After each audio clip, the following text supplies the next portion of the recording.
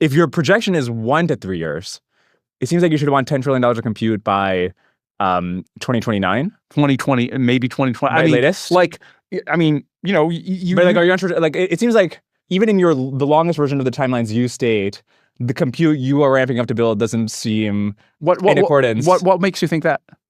Well, you, as you said, you would want the $10 trillion. Like human wages, let's say, are on the order of $50 trillion a year. If you look at so I won't talk about Anthropic in particular, but if you talk about the industry, like the amount of compute the industry the amount of compute the industry's building this year is probably in the I don't know, very low tens of call it 10, 15 gigawatts. Next year, it goes up by roughly 3x a year. So like next year's 30 or 40 gigawatts, and 2028 might be 100. 2029 might be like 300 gigawatts, and like each gigawatt costs like maybe 10. I mean, I'm doing the math in my head, but each gigawatt costs maybe $10 billion. Or order $10 to $15 billion a year. So you put that all together and you're getting about what you described. You're getting multiple trillions a year by 2028 or 2029. So you're getting exactly that. You're getting exactly what you predict. 800 billion.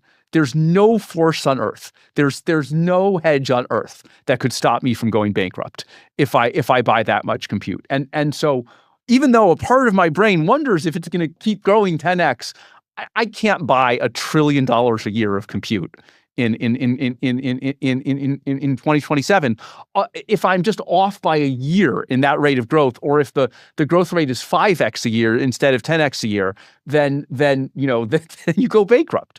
And so you end up in a world where you're supporting hundreds of billions, not trillions, and you accept some risk that there's so much demand that you can't support the revenue, and you accept still some risk that, you got it wrong and it's still slow. And so when I talked about behaving responsibly, what I meant actually was not the absolute amount. That actually was not, I think it is true we're spending somewhat less than some of the other players.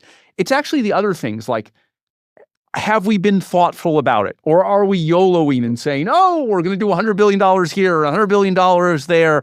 I kind of get the impression that, some of the other companies have not written down the spreadsheet, that they don't really understand the risks they're taking. They're just kind of doing stuff because it sounds cool. And we've thought carefully about it, right?